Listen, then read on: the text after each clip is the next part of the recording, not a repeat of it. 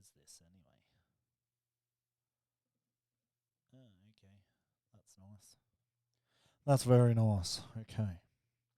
Fair enough. Fair enough. G. Correct. Correct. Correct. Correct.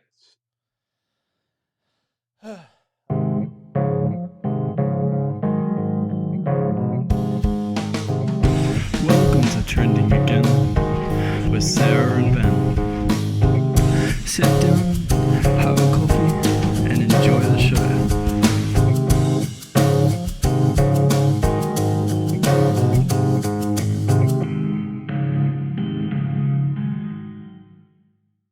Hello, everyone. Welcome to another episode of Trending Again. Just Ben again. Today we're going to talk Emmys, a little bit about the Emmys. Also, evolutionary breakthrough with finding a 380 million year old heart to a fish, apparently. So we're going to look into that story. And then, of course, the Little Mermaid controversy. Wow. Yeah. I've been following this a lot from both sides. I've got to say it has been absolutely entertaining. If anything, I feel absolutely horrible for Halle Bailey. I think that's how you say her name. Though at the same time, because like it shouldn't even be a controversy. But anyway, it was announced like I think 3 years ago that she was playing the Little Mermaid. But I suppose most people don't know until they see a trailer come out with Halle Bailey, who is a black actress, singer as well, part of the duo Halle, Chloe and Halle. Sorry. So yeah, they've. So anyway, I've actually, as soon as I heard her announced years ago, I was like, the first thing was like, I wonder if she can sing really good. So I literally went and looked up her Spotify with her duo, her sister, and checked out. And I'm like, oh, cool, she can sing. Okay, we're good. All right. So anyway, so we've had obviously in the Disney film animated, she's white with red hair. So you've had some people coming out and going, oh, what about the redheads? Like, you know, blah blah blah blah blah. What's even more funny is there's been that many different adaptations of the Little Mermaid, but of course everything now Hollywood wise is literally just been politicized. So, but yeah, I've actually got absolutely no problem. I didn't even hate Pinocchio. Like they made some changes to that Pinocchio, which has been around for God knows how long. Like I said, it was public domain. I'm pretty sure Little Mermaid's most likely public domain as well. You know, there's been that many different iterations of these stories. Just, you know, it's gonna constantly change. So I don't get it. But anyway, it is what it is. I think she's going to be great. So we'll see. I still really wish Lizzo was playing Ursula. I think she would have been great in that role. And I mean, if you're going to change some stuff anyway, Disney, why not go, you know, all out? But anyway, so we'll have to wait and see. I think it's Melissa McCarthy that's been casted as Ursula. So we'll have to wait and see. She's not really my favorite actress, but yeah, we'll see. Got to give her a chance and wait to see some footage of her at least. So yeah, the controversy with this has been pretty hilarious. I did pull up a story as well. Also seeing some of the little girls on TikTok react to seeing Halle as the new Little Mermaid. So seeing their excitement. So And that's another thing. Like, this is not even targeted at like adults. It's literally targeted at little kids. So I don't get it. But anyway, we'll go through this article. So Disney's latest live action remake. This is from Forbes, by the way. Forbes, and the writer is Danny D. Placido. I think is how you say it. Anyway, we'll get into the story. Disney's latest live action remake, The Little Mermaid, has been engulfed in controversies ever since the casting of singer Halle Bailey was announced. While Disney's tepid remakes always receive criticism from nostalgic fans, this time the backlash is transparently racist, with all of the negativity aimed at the casting of a non-white actress to play the titular mermaid. The film's trailer has been flooded with 1.5 million dislikes. I'm pretty sure it's over 2 million now, last I checked, from angry fans. Despite YouTube removing the dislike counter, they should have just removed the button altogether. Like, if you're going to take it away, YouTube, why not just take it away altogether? But anyway, unfortunately, we don't have the brightest people running these companies. But anyway. The numbers are still available through an extension. Comment sections have exploded with absurd talking points defending the sanctity of the original Danish story, which Disney's original animated adaptation sanitized almost beyond recognition. While the original Little Mermaid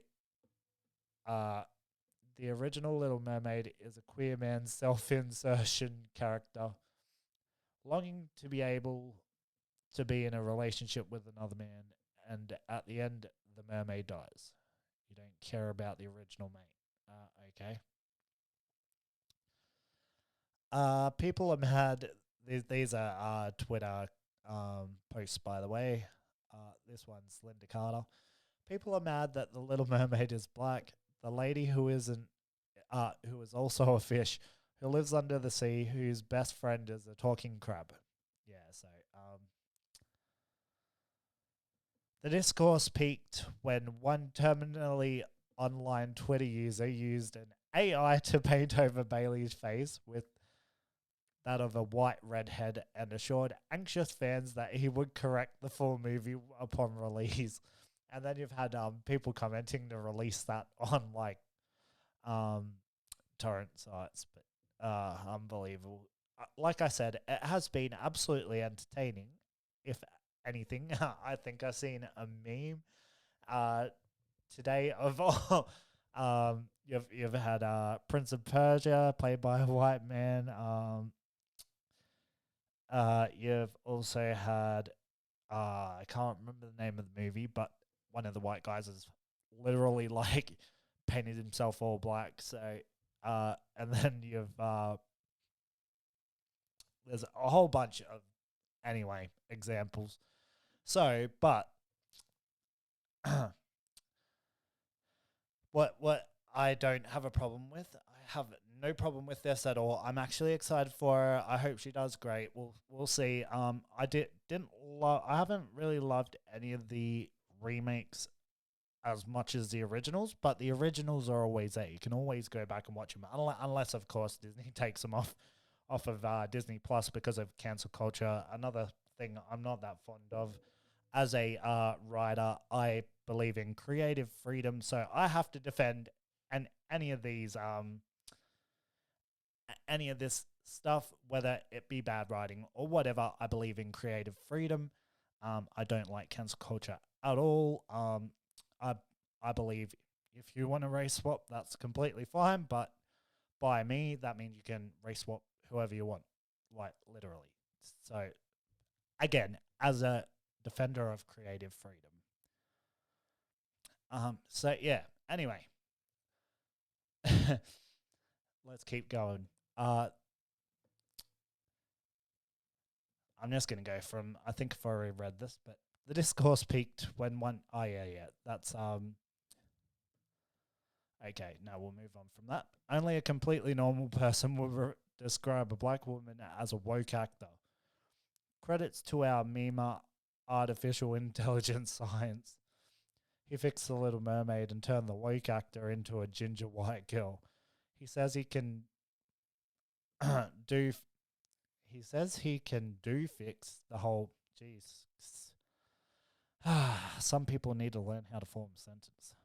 Can do fix the whole movie when it comes out with 4 times A6000 in 24 hours. It's over for woke cells, righto.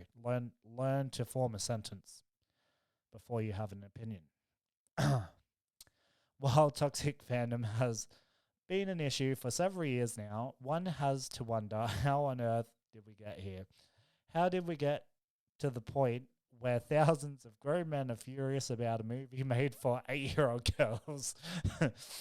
Of all the cultural battlegrounds to fight this war, why choose Disney's damn lifeless remakes?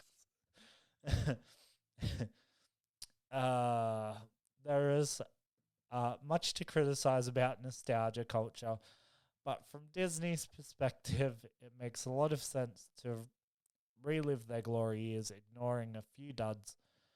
Many of their live-action remakes have made a gargantuan amount of money at the box office, never mind the fact that these films lack the vibrant energy, colour, and expressiveness of their animated originals. People will happily take their kids to see them in theatres, hoping to feel a fraction of that childhood magic. Disney is milking its fattest cow again, just like when it pumped out all of those direct-to-video sequels in the 90s.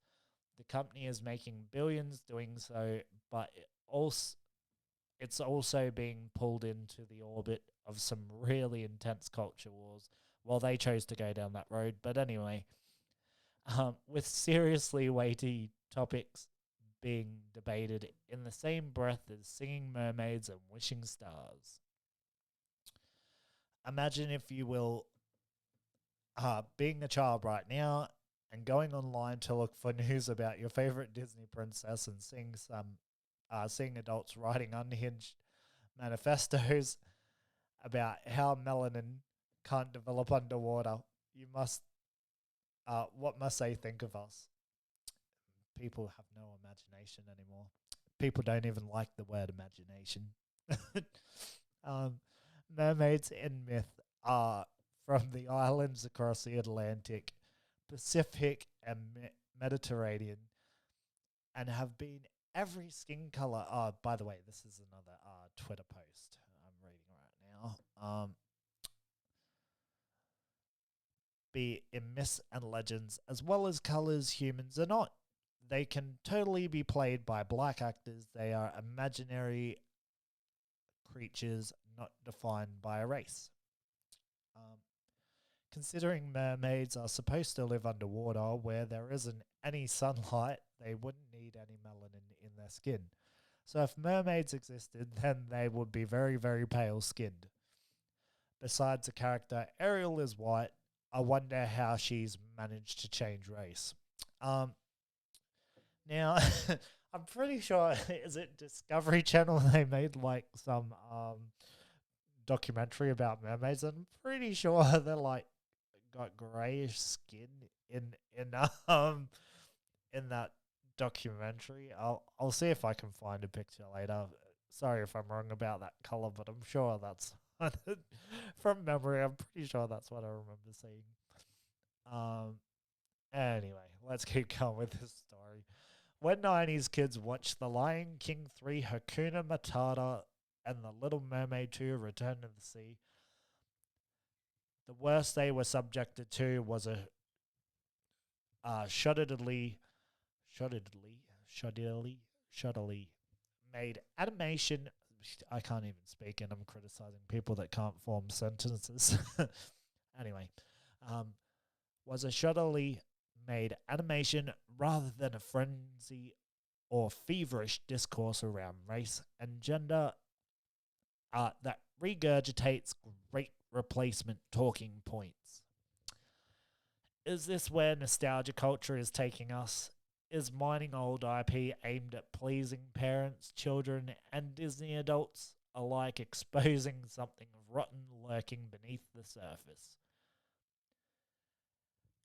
Clearly, lonely and frustrated men are being sucked down propaganda pipelines and Clearly, lonely and frustrated men are being sucked down propaganda pipelines to the point where they are triggered by the sight of a non-white actress playing a mermaid in a kids' movie. These people desperately need to log off and go outside. Thankfully, toxic man children haven't managed to dominate. Now, I have an issue with this article. Why are you being so sexist as to just dominate man children? It's not just men that are criticizing this. This is very, very sexist, and you should be cancelled. No, not really. Like I said, I don't like cancel culture, but this is okay. All right, let's keep going. You sexist. What's your name again? Anyway, I think this is all hilarious. Absolutely hilarious. Yeah, where was I? Okay, back down here. I've gone way too far.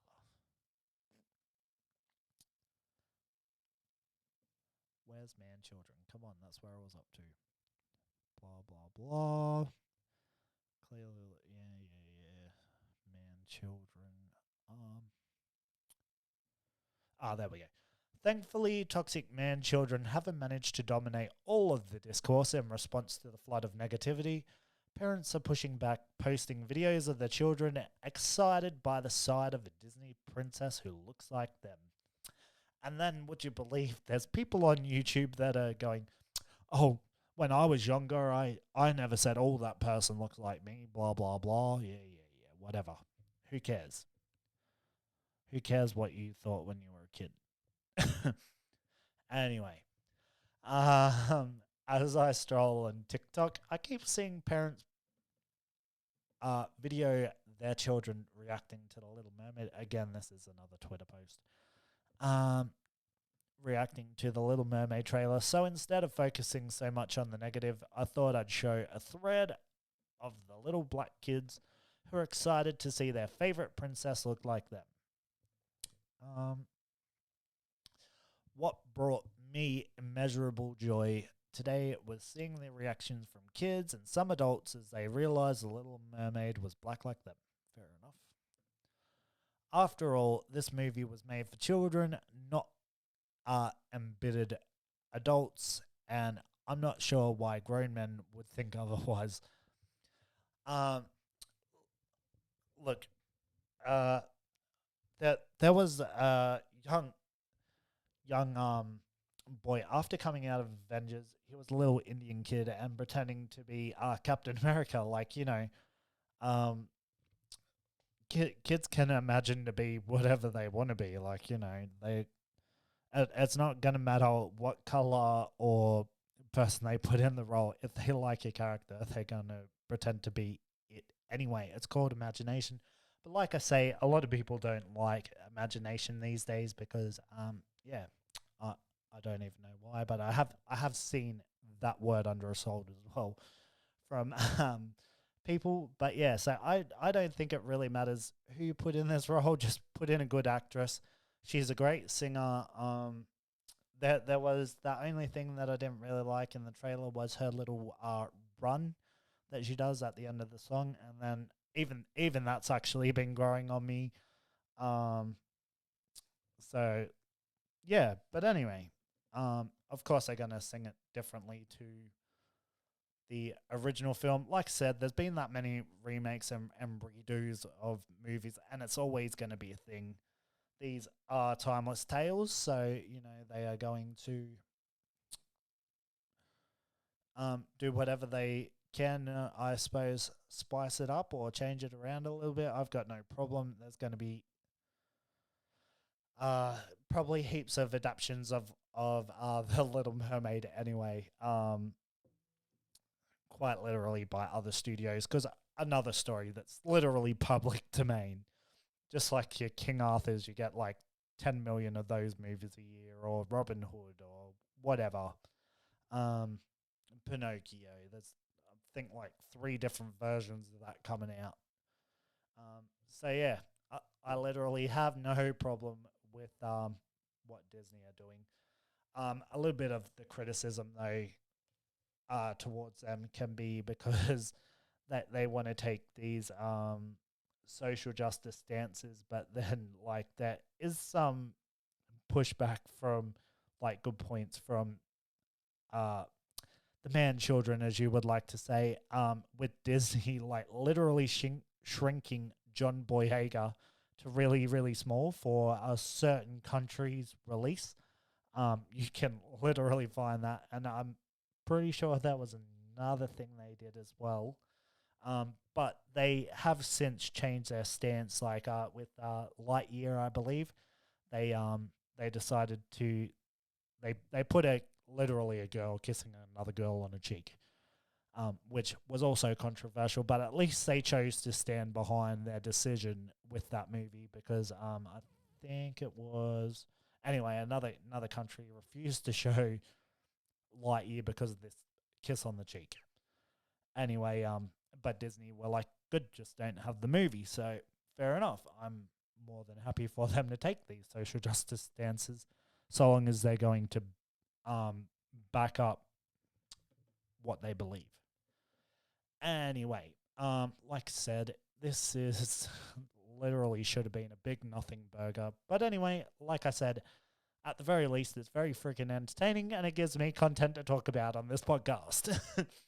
Anyway, moving on, I'd love to know your thoughts. If you're watching this on YouTube, I'd also love to know your thoughts on our Facebook page. Keep them, try and keep them, appropriate. But yeah, other than that, I'd love to hear your opinions. So, anywho, what else have we got? Emmys recap. Now, all right. This is from Time. The best, worst, and wildest moments of the 2022 Emmy Awards. Now, this one is, I think I said before, from Time, and the writer is Laura Zenosa. Anyway, let's get into the Emmy Awards, which literally apparently no one cares about these days because apparently the lowest ratings in history. But anyway, we're still going to talk about it because it's okay. We're a small show. The 2022 Emmy Awards on Monday night saw a mix of underdog wins and established shows taking home some of the biggest prizes. Combined with the previously held Creative Arts Emmys, the White Lotus picked up the most awards with 10 golden statuettes. Euphoria and Squid Game each took home 6. And perhaps the biggest prize, Best Drama Series, went to Succession, an industry favourite. All in all, a very good night for HBO, which won, according to Variety, twice as many awards as last year. On the comedy side, Ted Lasso came out on top with the Best Comedy Series, Actor, and Supporting Actor in a Comedy Series. I'm going to totally butcher this guy's name. Wang Dong Hyuk. Wang Dong Hyuk. Or I'm not sure how to say that. You guys can tear me apart in the comments. I don't care. I should have probably looked up how to pronounce it before the show, but anyway. Won the Emmy for Best Directing of a Drama Series for Netflix's Squid Game, a show he had been trying to get greenlit for 10 years. I'm just going to call him Lee. Oh no, hang on, this is someone else. Lee Jung-jae also won for his work on Squid Game Best Lead Actor in a Drama Series for his portrayal of Seong Gi-hun. Beating out Better Call Saul's Bob Odenkirk. Lee is reportedly the first Asian actor to ever win this award. The last 8 years, I've had the honor of working with the very best on stage and off. Far, far more than I deserved. Rhea, thanks for holding my head off the concrete floor.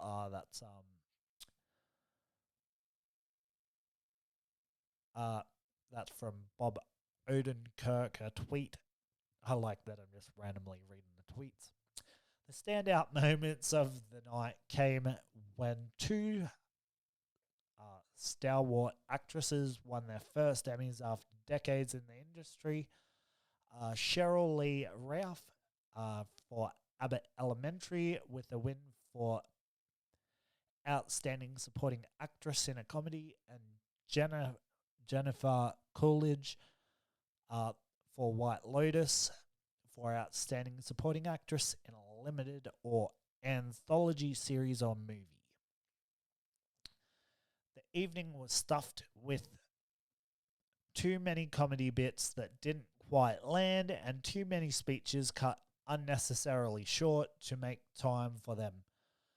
But there were some genuinely surprising, joyful moments. Here's what you missed if you skipped the broadcast. The best step performance. In his opening performance, host Kenan Thompson gave a whole song and dance, literally, what sound fills us with more joy and anticipation than the familiar opening refrain of legally cleared TV theme songs. The SNL star asked before leading a troupe of dancers to remixes of the theme songs from Friends, The Brady Bunch, Law and Order, Special Victims Unit, Stranger Things, and Game of Thrones. Never have we ever seen Kenan Thompson step dance in a platinum blonde wig as Daenerys Targaryen. Best acceptance speech / song. On Monday night, Cheryl Lee Ralph became the second black woman to win an Emmy for Best Supporting Actress in a Comedy Series, and boy did she celebrate after being helped out of her seat. And out of her shock by the cast of her show Abbott Elementary, Ralph made her way to stage, eyes and hair jewels glistening. After a beat of silence, she launched in a song, I Am an Endangered Species, she belted from Diane Reeves. Endangered Species. But I sing no victim song, I am a woman, I am an artist, and I know where my voice belongs. Okay. She followed up the song with an impassioned speech about believing in your dreams, and it hit to anyone who has ever had a dream and thought your dream couldn't come true. I am here to tell you that this is what believing looks like. Ralph said, this is what striving looks like, and you don't ever give up on you. All right. Most predictable but also deserved wins. There are two things we know certainty. The Emmys will roll around every fall, and the Emmy voters will boost their trusty favourites this year. That looked like last week tonight with John Oliver winning Outstanding Variety Talk Series for the seventh consecutive year. SNL winning Outstanding Variety Sketch Series for the 6th year in a row. Isn't it like the only sketch series? Well, it's the only one I've heard of anyway. Julia Garner picking up her third drama supporting actress Emmy in 3 years for Ozark, and Brett Goldstein winning Best Supporting Actor in a Comedy Series for Ted Lasso again. No bad choices here, but no particularly exciting ones either. Upstarts who were nominated but might as well not have been there. The men of Only Murders in the Building, the brilliant Severance, the much discussed Yellow Jackets. Alright, weirdest production choices. This year, for the first time, the Television Academy offered nominees the option to submit their thank yous ahead of time, a whole 350 characters worth of them. Not all nominees took the Academy up on it, but for those who did, their thanks scrolled across the bottom of the screen, news ticker style.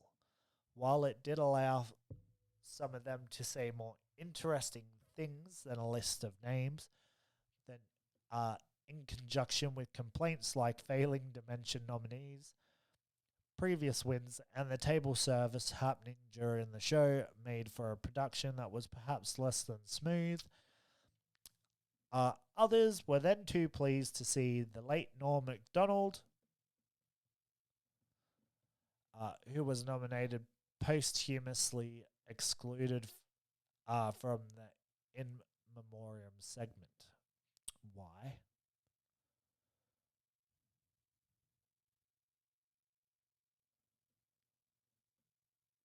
I don't think that should have been, but anyway. Best refusal to be played off stage, comedy queen and character actor Jennifer Coolidge won her very first Emmy on Monday night for her portrayal of Tanya McQuaid in The White Lotus. And not only did she win, she used her precious speech time to explain that her decision to take a lavender bath before the ceremony had the unfortunate effect of making her swell up inside her dress and therefore experience difficulty speaking her perfect first 6 words, "Hey, hi, wow, thank you, gosh." How dare the Academy try to play her off stage? Coolidge, true to form, had the perfect response dancing along to the music. Righto. What's that? Best EGOT milestone unlocked. Singer, rapper, and songwriter Lizzo also picked up her first Emmy for Outstanding Competition Program for her show Lizzo's Watch Out for the Big Girls. The Big Girls on Monday, swinging her one step closer to an EGOT, which the internet was quick to point out the About Damn Time artist has also won 3 Grammy Awards, meaning she is now halfway to the landmark set of 4 awards engulfed in a glorious sea of red tulle. She teared up while giving her speech about wanting to see herself represented when she was a child. You're going to see that person, but bitch, it's going to have to be you, she joked. Lizzo, Aretha Franklin, come on, Lizzo. Like, still wish she was playing Ursula, but anyway. Best and safest outfit. 2-time Emmy winner Bill Hader rolled up to the award show on Monday night in a sleek black tux paired with the accessory of the night, a black KN95 mask. Hader was noticeably one of the only guests in attendance to wear a mask, something Twitter users were quick to point out. And Loud, don't know how to say that word, especially given that the comedian was seated next to 76-year-old Henry Winkler. Respect to Bill this is from Amy Kaufman on Twitter. Respect to Bill Hader for unabashed mask wearing at a high-profile event. All right. Best use of a campaign budget. host Keenan Thompson pointed out that Abbott Elementary took all of their Emmy marketing money and used it to buy supplies for public school teachers. In an interview with NPR's Fresh Air last spring, creator Quinta Brunson said that the show's production team and network decided to direct its marketing money towards supply for teachers. It's about being able to make those kinds of decisions that really excite me, she said at the time. Things can really materially help people. All right, let's talk about Zendaya as well, because they left her, how dare they leave her literally out of that article. Very disappointed. So we'll go to Deadline for some Zendaya news. So Euphoria's Zendaya has once again made history at the Emmys tonight, becoming the youngest ever two-time acting winner, as she claimed her second drama actress statuette from her turn on HBO's acclaimed teen drama series. Watch her acceptance speech in full above. Okay, well, I didn't really need to read that, but anyway. When the actress took to the stage, she shared that she was honoured to be beside the incredible actresses in her category, then going on to thank Euphoria's cast and crew. Thank you for making such a safe space to make this very difficult show. I love you all so much, said Zendaya. Thank you to the Academy. Thank you to my friends and family, some of which are here tonight. Thank you to Sam Levinson for sharing Rue with me. Thank you for believing in me, even in moments where I didn't believe in myself. All right. Zendaya went on to add that her greatest wish for Euphoria was that it could help heal people, thanking those who have shared their stories in the vein of her characters with her. Anyone who has loved a Rue or feels like a Rue, I want you to know that I'm so grateful for your stories, and I carry them with me, and I carry them with her. She said, so thank you very much. The 26-year-old Zendaya may also soon become the youngest ever producing winner as an exec producer on Euphoria, should the show triumph in the category of Outstanding Drama Series, while she also this year landed a pair of noms in the category of Outstanding Original Music and Lyrics as the co-lyricist of Euphoria's tunes Elliot's song And I'm Tired. She and her fellow noms are Labyrinth, Muzda, I'm not sure how to say that name properly, Muzda Zema McKenzie, and Sam Levinson, lost out in the arena to Schmigadoon's Klinko Paul. Zendaya previously set an Emmys record with her first win in 2020 for her lead role in Euphoria, which made her the youngest to conquer drama actress. The Emmy contenders bested this year by the actress included Melanie Linsky, Yellow Jackets, Laura Linney, Ozark, Reese Witherspoon, The Morning Show, and the Killing Eve duo of Jodie Comer and Sandra Oh. Alright. Based on the Israeli series of the same name, which was created by Ron Lesham and Dana Levin from Hot. Euphoria follows a group of high school students in the town of East Highland, including Zendaya's 17-year-old drug addict Rue. Through their experiences of identity, trauma, drugs, family, friendship, love, and sex, the show created, written, directed, and exec produced by Levinson returned for its second season in January and was renewed for a third the following month, this time around establishing itself as the most watched in HBO's history, behind only the epic fantasy series Game of Thrones. The series, produced in partnership with A24 also stars Hunter Schafer, Nika King, Eric Dane, Coleman Domingo, Angus Cloud, Jacob Elordi, Algie Smith, Sydney Sweeney, Alexa Demi, Barbie Fiera. Just going to go on for ages. Okay. So we'll skip all those names. The series produced in partnership with A24 also stars. I already read that.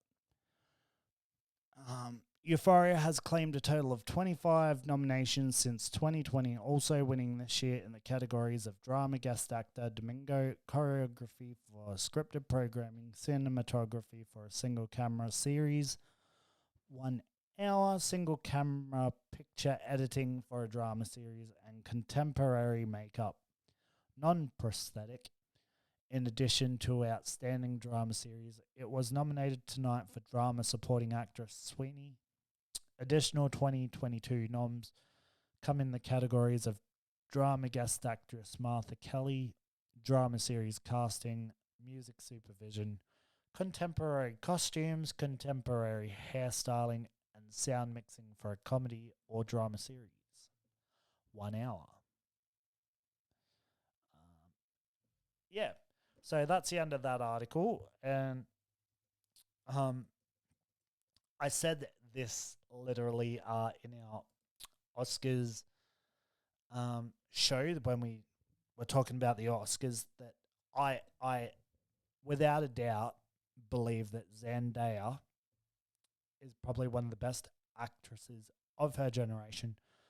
But literally I think as soon as she does a part in a drama in a movie, she is no doubt going to win Best Actress, an Oscar for that, because she's just one hell of an actress. Euphoria is a show I have watched. I didn't watch the first season when it came out, but I binged that series, and then the second season came out, and it was religiously watch every week. Absolutely love that series. So I truly believe it's only a matter of time and she's going to end up with an Oscar for sure. All right, let's get into our last story. Evolutionary breakthroughs revealed in discovery of 380 million year old go-go fish fossil. This is from ABC News, and the writer is Jake Sturmer. All right, let's get into this. Professor Kate Trenarstick, I'm not sure how to say that one either, started her career as a cardiac nurse, but you won't find the heart she discovered in any medical textbooks. Following her curiosity about our origins and our midlife transition to paleontology, she has discovered a 380 million year old heart from some of our earliest ancestors, go-go fish from Western Australia's Kimberley region. The find marks a key evolutionary moment and reveals humans may have evolved in larger leaps than first thought. The research published in the peer-reviewed academic science journal also shows that the head and neck began to change to accommodate jaws, a critical stage in the evolution of our own bodies. We tend to think of evolution as happening as a series of small steps, the Curtin University professor said. But this discovery showed us that in our earliest ancestors, the changes occurred as a big bang, all in one hit. Professor Trenarstick and her colleagues didn't just find a heart, but also a stomach and liver almost perfectly preserved. A few decades ago, finding soft tissue like this would have been impossible, But thanks to modern scanning techniques, scientists can peer into the fossils without having to dissolve them with acid. This is the most complete set of organs we've got in a jawed vertebrae. And these are some of our earliest ancestors, Professor T said. I'm just going to call her Professor T because I have no idea how to say that surname.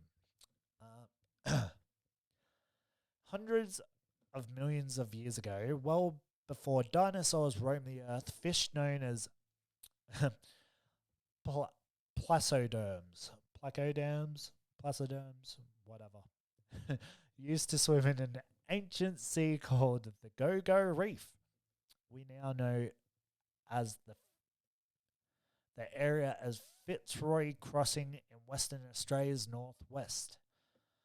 Placoderms are like the dinosaurs of the deep, and Dr. Zarina Johansson from the Natural History Museum in London said that this discovery was extremely important.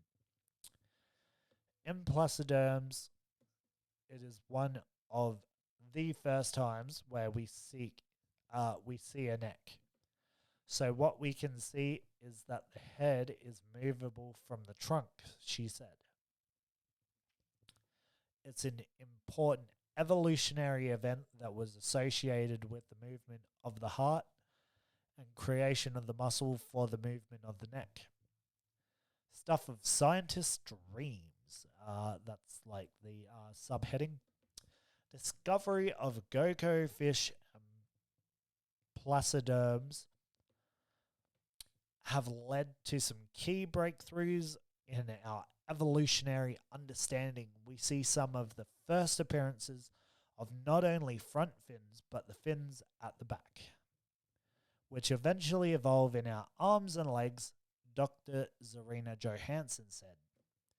So there are many things going on with in these placoderms that we see evolving into ourselves today. Co-author Professor John Long from Flinders University, who has been involved in some of the biggest go-go fish fossil discoveries in the region, said it was the stuff of paleontologists' dreams, not only scientists' dreams, but I guess that's a form of science, isn't it? Without doubt, these fossils are the best preserved in the world for this age. Go-Go has given us world first, from the origins of sex to the oldest vertebrate heart. This is now one of the most significant fossil sites in the world. He said it was time the site was seriously considered for World Heritage status. And that's the end of that article. Well, that was actually pretty interesting. I'd love to hear your thoughts. Do you like these little sciencey kind of segments? That I find them very interesting. We had electricity powered from the sea the other week, not last week, I think the week before. But yeah, I'd love to hear your thoughts on all these stories. Did you watch the Emmys? What's your favorite show? Do you love Euphoria? Speaking of shows, I literally Rings of Power episode 4 came out yesterday, and it's probably the episode I've enjoyed the most out of the series so far. Really did not like the first episode, liked the second and third. Not in love with the series, not perfect, but maybe there's some potential. We'll have to wait and see. But I did like, this has probably been my favorite episode of this series so far. House of Dragon, again, I absolutely love that series. I've loved it from the first episode. and I said when I was telling y'all about Game of Thrones, or if you knew, literally Game of Thrones, the first season was kind of a slog for me. It felt a bit slow for me in that first season, but I think it was like the last 2 episodes, I'm like, oh, here we go. You know, so sometimes a series can take a season just to kick off. But yeah, House of the Dragon's just been good from literally the word go, so which is really cool.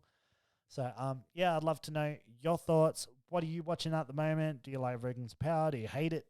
Do you like House of Dragon? Do you hate that? I'd love to hear your thoughts on all tonight's topics. And if you'd like, make sure you also rate the show, comment on our YouTube if you're watching this on YouTube, or comment on our Facebook, or follow our Facebook if you want to, be part of the show and engage with me and or us. So yeah, I hope you guys enjoyed this episode, and I'll see you in the next one. Until then, bye-bye.